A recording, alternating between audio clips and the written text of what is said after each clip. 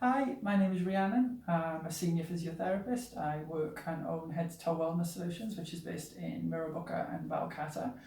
I've been a physio for over 16 years. I have experience working in the hospitals in the UK and private practice in New Zealand and Australia. I've worked with a range of people and conditions from work-related injuries, overuse injuries, sporting injuries, and sometimes just chronic conditions that need better management. I've been asked today to put together just a short video to help with injury prevention when cycling. So the main things that I'm going to discuss today is more the overuse side of injuries rather than kind of the trauma side. So if you were to come off your bike or if you were to be hit on your bike, because that's a lot of things that can happen from that. So the stuff we're going to talk about today is more the overuse, the repetitive use, signs and symptoms to be aware of and what could be causing it and things that you can do to prevent it.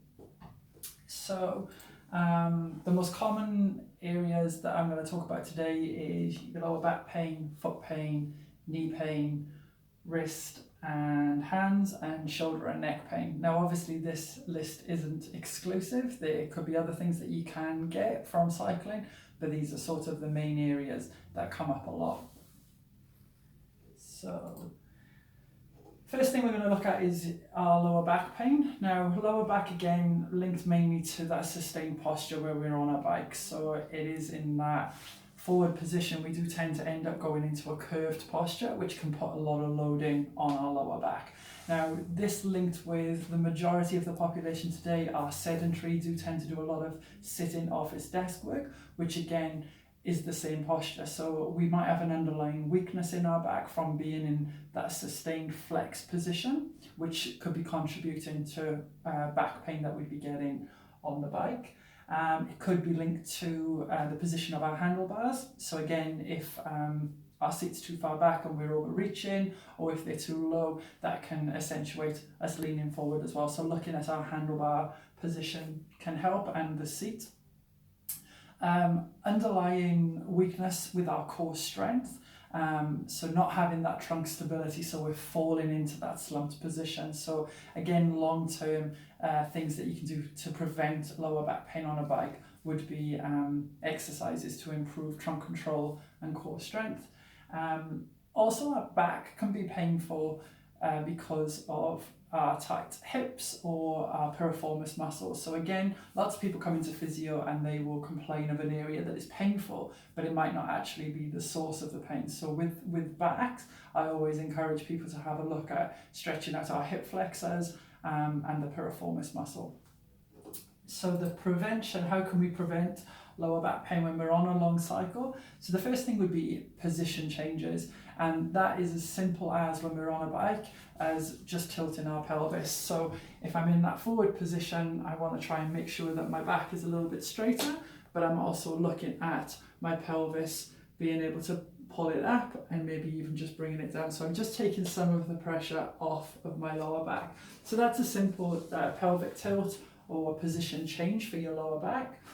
The other thing that you can do is after a cycle is some stretching or dynamic stretching. Now there's a lot of mixed advice with regards to whether stretching actually helps, but if I've been in a sustained position for a long period of time, the first thing that you want to do is do some stretches into the opposite position. So if I've been forward here on a bike, some cobra stretches, so lying on the floor, first to lie on the floor and just arching my back backwards, that can help, because again it's the opposite direction to what you've been in for an hour or 2 or 3 depending on how long you've been going.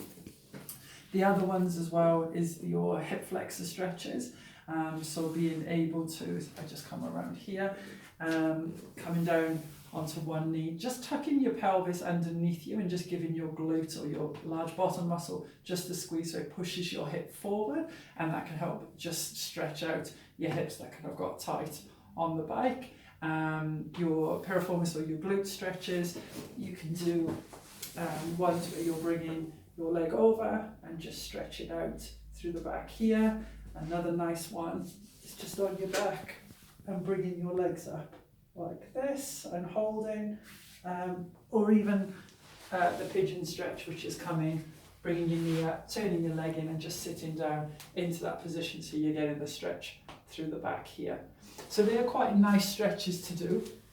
And again, it's more of that changing the position that you've been in for a long period so they can help.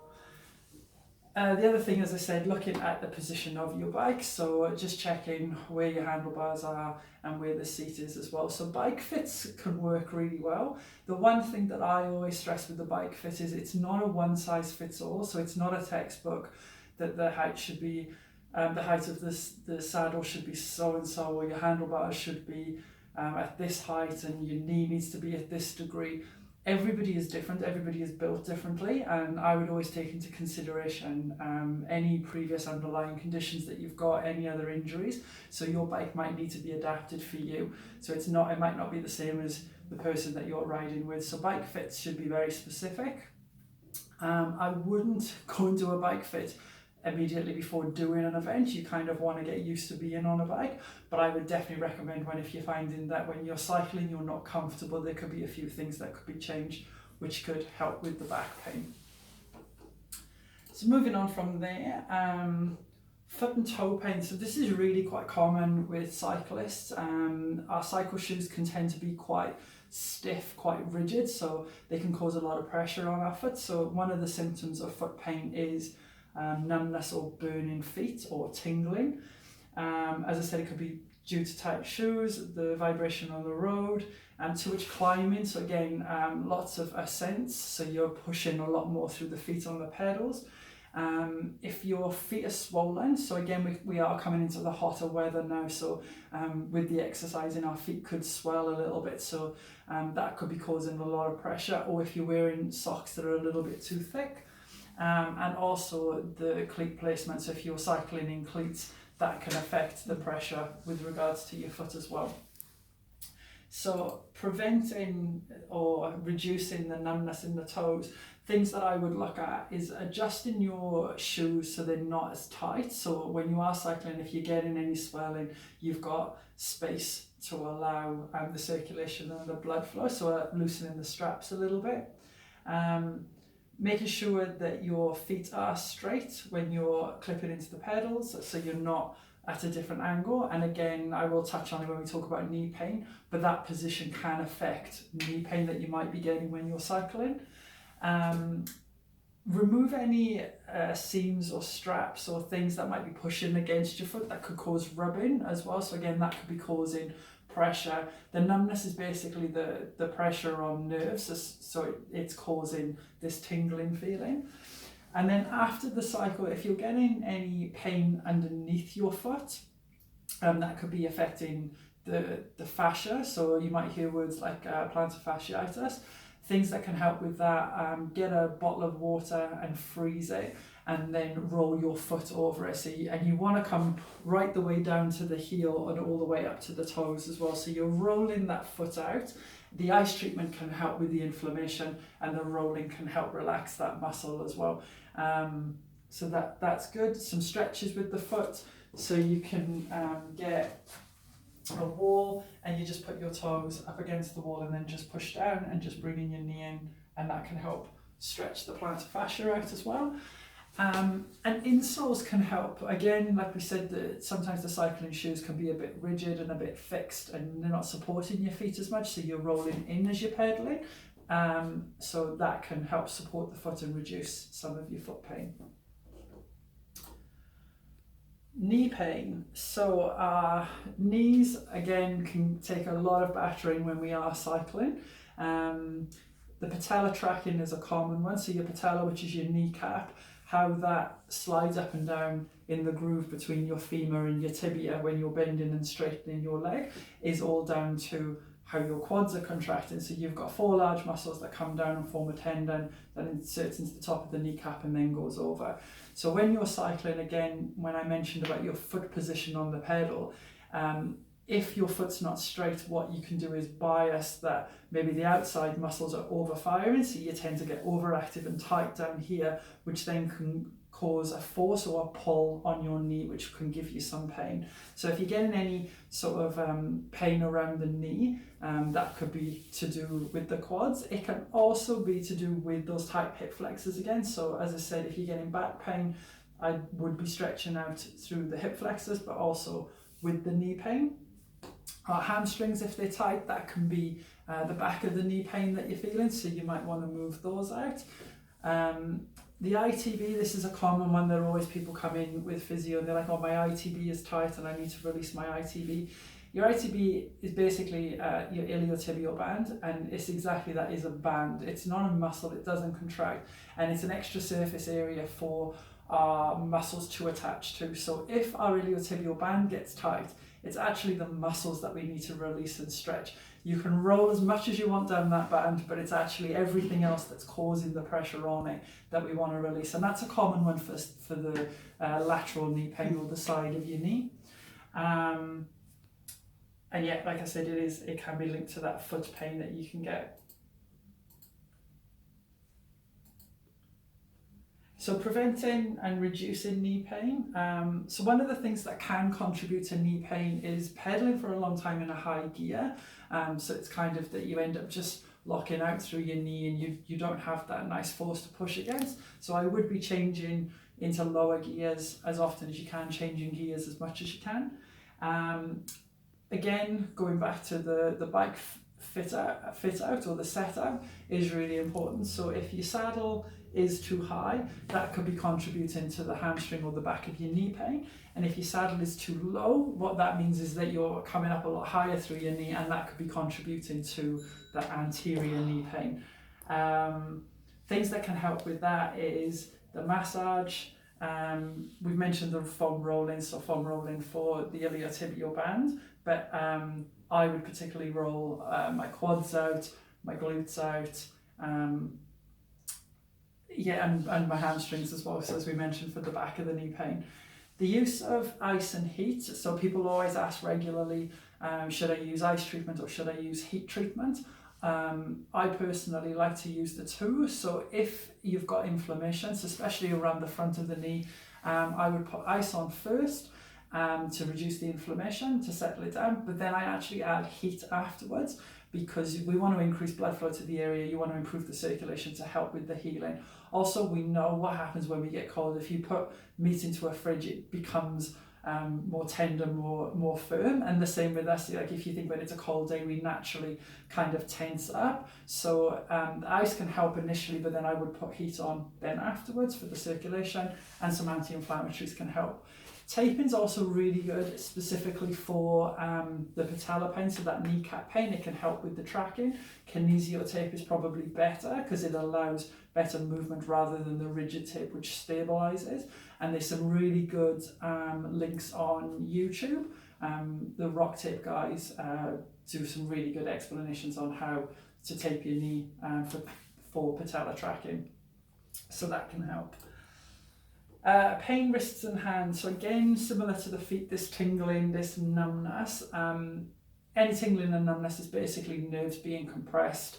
So it's the same as if you fall asleep at night on your arm and you wake up and you kind of got that dead arm feeling. Numbness is when you're in sustained positions with that pressure, the nerves get compromised, and that's your normal warnings that you're going to get any sort of pain in your wrists, fingers or hands. So things that will float around would be like your neuropathies, handlebar palsy, or your carpal tunnel syndrome, and all of those are to do with that pressure that you get on your nerves. So things that we can do to prevent this is basically just watch how you are gripping. Don't grip too tight, because again, you're adding more of that pressure. So you want a firm grip but more relaxed. Changing your hand positions as well. So again, if you're in a long cycle and you're up in this position, being able to drop down so you're coming into different wrist positions, so you're loading. So the same as with the back, the offloading, changing positions, really important with our wrists. And that helps just distribute the weight. You can try things like padded gloves or handlebar tape. And again, what that does, it just reduces the vibration and the absorption for the pressure in our nerves. And again, the good old bike fits, but the handlebar height again and position is really important, because it can be forcing an unnatural kind of angle into our wrists when you're cycling. So have a little look at that. Last one that I'm going to talk about is our shoulder and our neck pain. So again, this is more of the overuse when it's being in that sustained position. It is more common with the longer rides and with the fatigue side of things. Again, it can be too much pressure through our wrists and our arms, so we end up over tensing through these muscles. It can also be, again, the position of the handlebars. So if they're too low, it forces us to look up. So again, we're overworking through here. So what you can do is to have our elbows just slightly bent, so we're alleviating the forces through our arms a little bit more evenly, and also checking that those handlebars are not too low down. The one thing that, again, the similar thing that I was saying with the back, it is that sustained position when we're forwards. When you do get off the bike, personally, I think the worst thing that you can do is kind of sit down and have a chat with everybody, because you tend to go back into that position that you are on the bike. So there's a couple of little things that you can do, even just standing in front of a wall. So you're just pushing your head back into the wall, so you're getting that neck retraction, just giving those muscles a bit of a stretch, just coming back. And even just standing against the wall, just trying to bring our shoulders out, so hands are just nice and flat, and just bringing our arms in. So you're just getting a nice stretch through our shoulders. You can do the same thing as well, just lying on a floor. So again, you're just changing that position. You've been here for a long period, so what you want to do is come out and being in the opposite position. Heat's really nice as well for really tired muscles and fatigued muscles. Hot showers, that can help as well with the neck and shoulder stuff. So lastly, preparation before an event. Obviously the training is important, so I wouldn't go out and do a huge cycle without gradually spending time on a bike, building up the distance, building up your endurance. So all the training is really important. If you've done the hard work and you've done all the training, you're going to be fine. The injuries tend to happen when you haven't done enough Ks on the bike and you do it all in one go, and obviously the fatigue and the overuse injuries will happen. They're more likely then. Your strength training and your cross training. So again, when people are all into, you get it a lot with runners and they're trying to do marathons, half marathons, they spend a lot of time, they're concentrating so much on getting those Ks in running. It's the same when people are cycling. Cross training is good. Spend some time, do some swimming, do some other sort of sports. Strength training, we talked about the core being weak. That'll all carry over and benefit you being stronger and being able to cycle for longer without fatigue.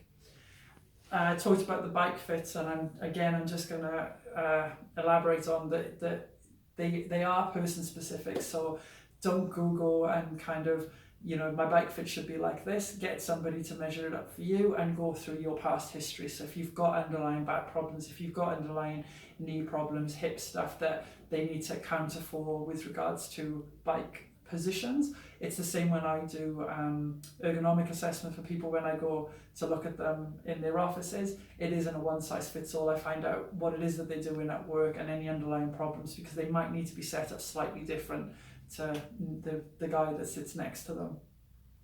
Sleep, really, really important. You're going to be much stronger, much healthier if you're getting good sleep in the run up to any event. And obviously your diet, to just make sure that you are eating well, staying hydrated. That's pretty much all of it from me. I hope that helps. I just want to wish everybody the best of luck on the cycle. And I've sent through to Tyler a list of all our clinics and my sister clinics. So if anybody does have any injuries, we would like to support you guys with an offer and a discount if you want a physio assessment. But best of luck. Thank you very much.